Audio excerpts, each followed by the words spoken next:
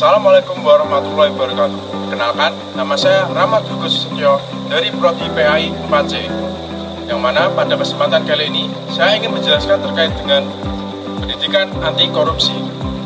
Video ini ditujukan untuk melakukan UAS matkul filsafat pendidikan Islam yang diampu oleh Profesor Dr. Mahfud Junaidi. Silahkan simak video. Apakah teman-teman sudah mengetahui apa itu korupsi? Korupsi dapat diartikan sebagai penyalahgunaan kekuasaan yang diberikan melalui institusi kepada perseorangan atau mungkin perseorangan kepada seorang yang lainnya. Bentuk korupsi itu dapat terjadi di setiap lini kehidupan masyarakat, bahkan dari lini-lini terkecil sampai lini yang terbesar, yaitu pemerintahan ataupun negara yang dilakukan oleh para pejabat negara ini. Apakah teman-teman sudah mengetahui apa dari bentuk itu dari korupsi itu? Nah, teman-teman, apakah teman-teman sudah tahu dari bentuk korupsi itu? Bentuk korupsi itu bisa banyak hal sekali. Misalnya, penipuan, ada nepotisme, ada suap, ada mungkin nilep duit kancane, itu juga bentuk dari korupsi.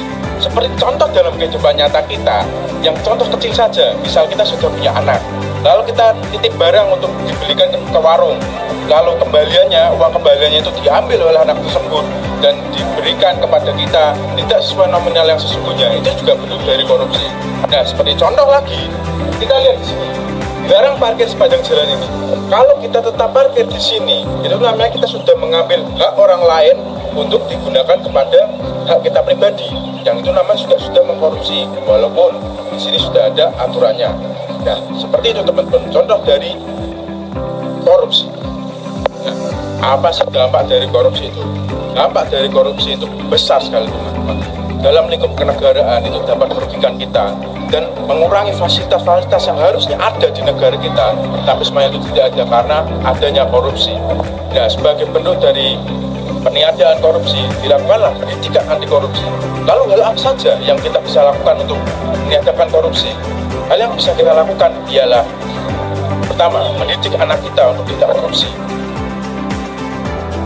Kemudian bisa kita lakukan terkait dengan kejujuran, menanamkan pendidikan akhlak dan moral kepada anak-anak kita. Hal tersebut bisa kita lakukan untuk mencegah adanya korupsi. Nah, jadi teman-teman sudah tahu kan apa itu korupsi, apa saja dampaknya, bentuk-bentuk dari korupsi, dan bagaimana kita menyikapi terkait dengan korupsi itu. Nah, sekian dari video saya. See you next time.